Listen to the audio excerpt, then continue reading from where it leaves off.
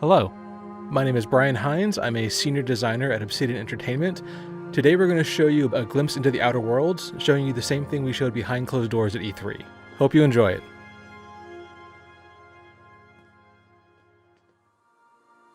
So we're starting off here in the town of Fallbrook. This is on the world of Monarch.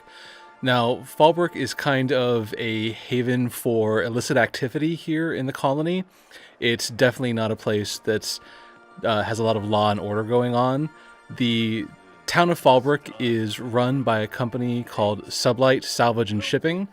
This is a totally legitimate business, not at all a front for organized crime, so no need to worry about that as you're playing through the game. And the town of Fallbrook is run by a woman named Catherine Malin. You can see she has Malin's House of Hospitality, though hospitality, of course, is not guaranteed.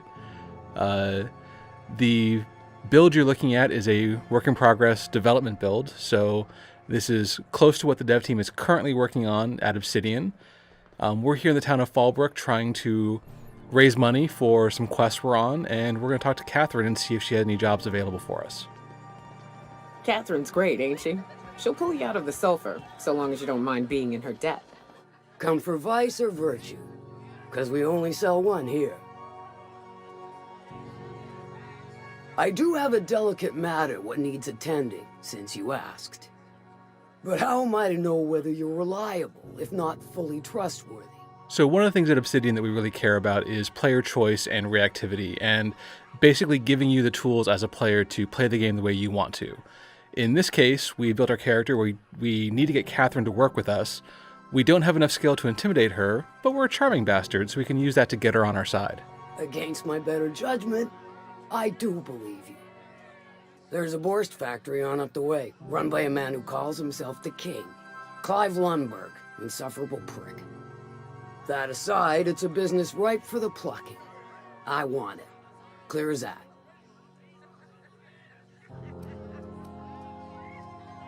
Stars, I hope so.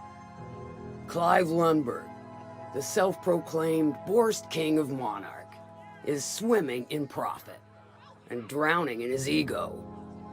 He's making the only meal to be had this side of Monarch, and I'm tired of ponying up for my dinner. I want that Borst factory, owner dead or alive. And you're the soon-to-be handsomely paid fucker who's gonna get it for me.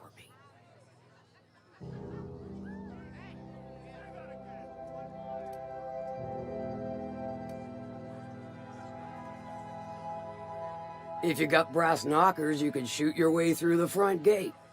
If you don't fancy getting shot to shit, you can try asking Duncan for a disguise. Might be another way in, assuming you're courageous enough to trek the sewers. Void if I know. Hit him where it hurts. In his gut, or his production lines ought to make do.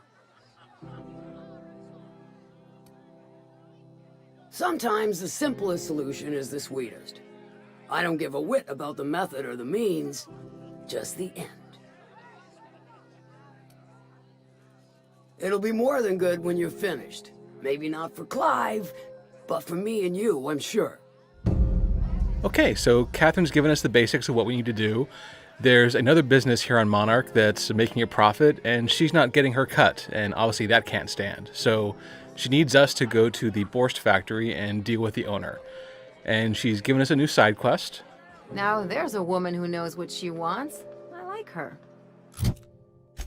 And we're going to go ahead and make that side quest the active quest now so we can track our progress. And we like to use puns on some famous sci-fi titles, so this is the Slaughterhouse Clive quest we're on now. Now, in order to reach the Borst factory, we're going to have to travel through the Monarch Overlands, which is not a safe location by any means. But luckily we have a few of our companions with us. What we have here is Nyoka and Ellie, two of the possible companions you can recruit over the course of the game. Nyoka is kind of a big game hunter. She's a native of Monarch, and Ellie is a former surgeon turned pirate, so she's more looking for adventure these days and decided to join your crew. And we're going to show you a few of the weapons we have on this character and some of their capabilities. And at Obsidian, when we're looking at player choice, we're not just talking about what dialogue options you pick or what quests you take or how you resolve them. It's really about how you as a player customize your toolkit through skills and perks and equipment in order to play the game the way you want to play.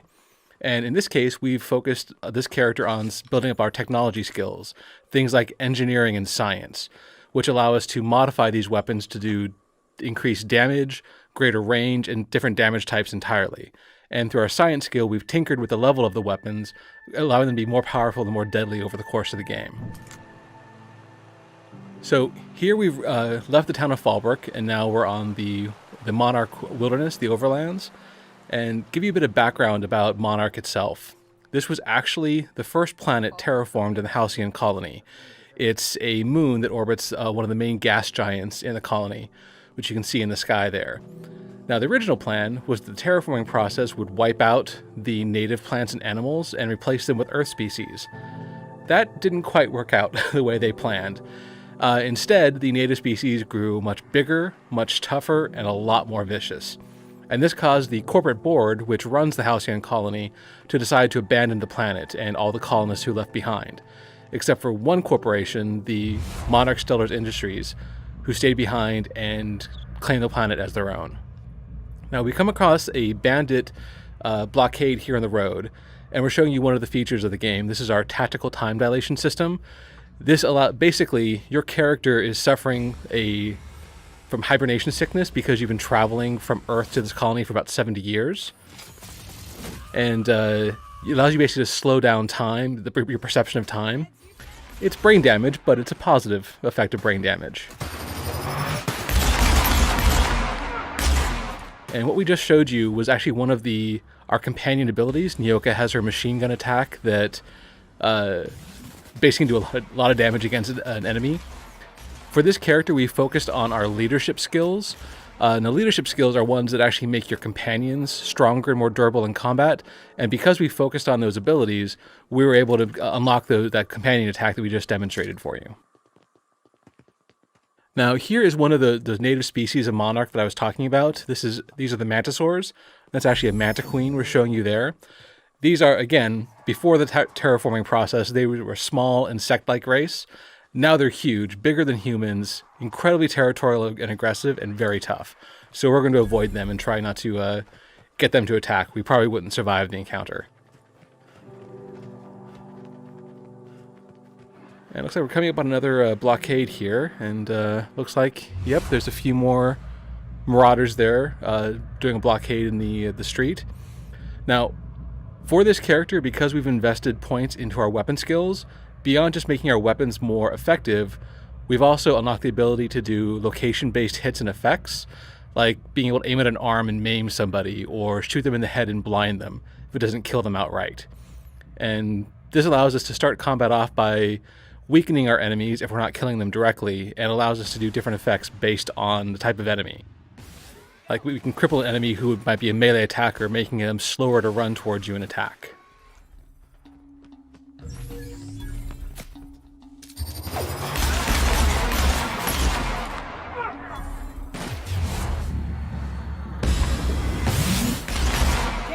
So here, because we've been focusing on improving our companions through our leadership skills and raising up our weapon abilities, we've really been able to increase the power of our character and our party, and we've been able to deal with this encounter quite handily. So we're coming up on the Bourse factory here. This is where Catherine has sent us to deal with the problem she's having. And we're going to do a little bit of an overlook to show the situation. This is the front gate. You can see it's fairly well guarded. This is definitely going to be a challenge for us if we were to go in and just fight directly. If we've been focusing primarily on combat skills, that would definitely be an option for us. But when we were talking with Catherine, she did mention the possibility of a back entrance. So we're going to go take a look and see if we can find that. And we're going to kind of avoid those canids. They're another native species that are fairly aggressive, and we want to avoid combat with them if possible. And every gamer knows the best things are hidden behind waterfalls, so we'll go looking for that. And what we've got here, this is the sewer entrance that Catherine mentioned. Unfortunately, with that red glow indicates it's locked, and we're not going to be able to lockpick our way to go into the sewer entrance because we're not haven't been focusing on that skill for this character, so we're going to have to go through the front gate. Now again, we could go in guns blazing, but we have other tools at our disposal.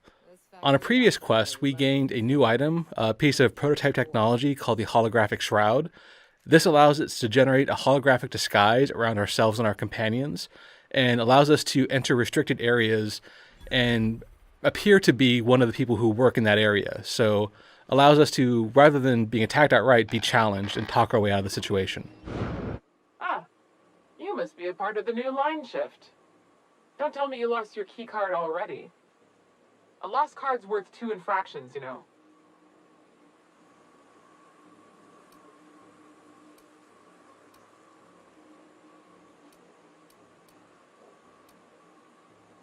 You know, I think I did hear something about that. Alright, okay. So here we're able to talk our way past the guard. It allows us to bypass a very difficult combat encounter just using our conversation skills. And the holographic disguise is generated around ourselves and our party. You can see that meter at the bottom of the screen. That's the integrity of the disguise. As you're moving, the hologram starts to degrade. But you can see it's covering us, and our companions as well are now disguised and look like they are part of the facility. So we just have to plan our route carefully and make sure we can reach our destination before the disguise degrades entirely.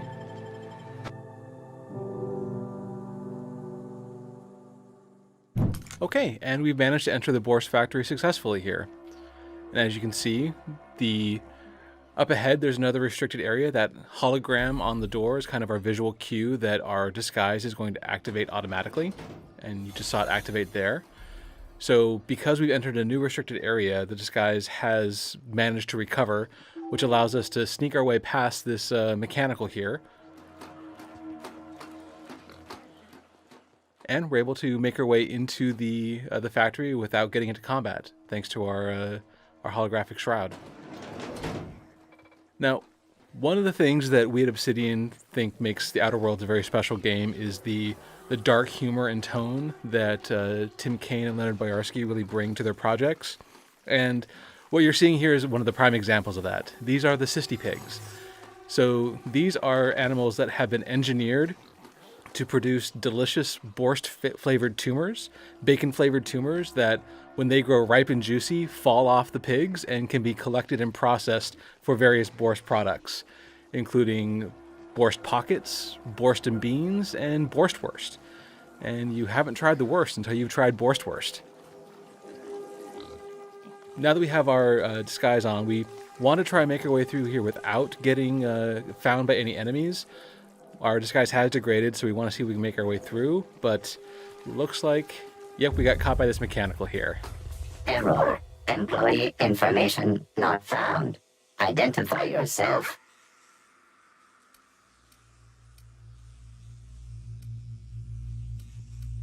And it's not often you can intimidate a robot, so we're going to go ahead and pick that option.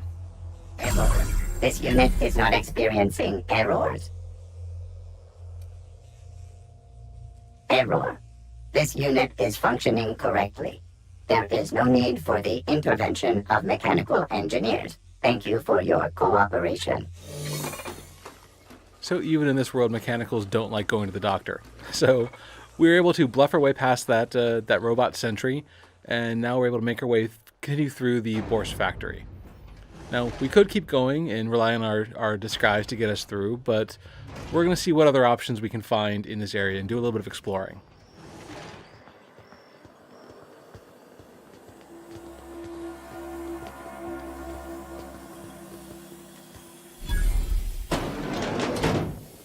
Here we found the control room for the canning facility. This is where those delicious bacon-flavored tumors are processed into the various products you can find throughout the colony. So here it gives us a nice overlook. We can see that there's several guards, some more robot sentries, and some workers down below. Again, we could go in guns blazing, but that would be quite a challenge to achieve.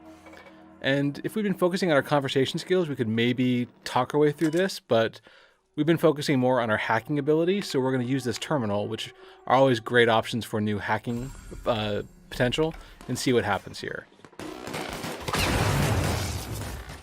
So we activated that pink slip protocol, which has reprogrammed the mechanical sentries to now see all the guards and workers as enemies instead of friends. So they're now going to start attacking the guards and workers of the Borst factory, which is a bad day at the office for them, but a great opportunity for us.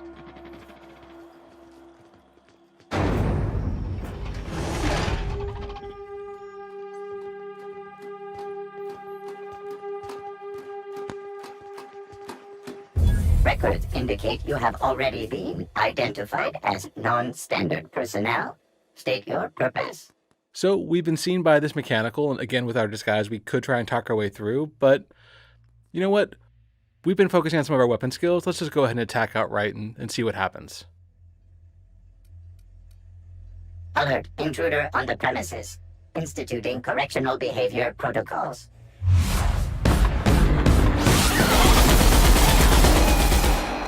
So that's caused our disguise to end, and the weapon we're using is a heavy machine gun that's actually been modified using our engineering skill.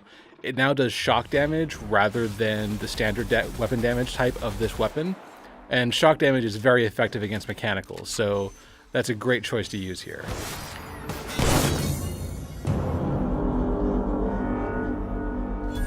So this is something we weren't expecting. We've actually been able to be offered a flaw.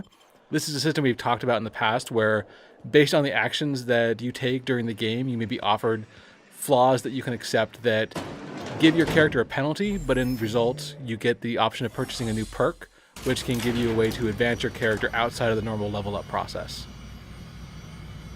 But here, we made our way through the factory and we're going to be talking to Clive Lundberg. This is the guy that Catherine sent us to deal with, the one who's not giving her cut of the profits. So let's talk to Clive and see what he has to say.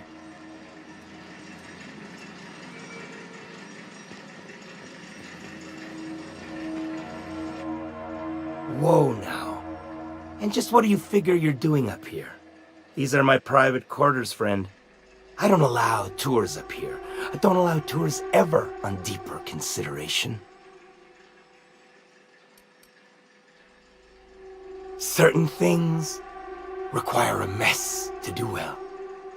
See, I was just killing some time.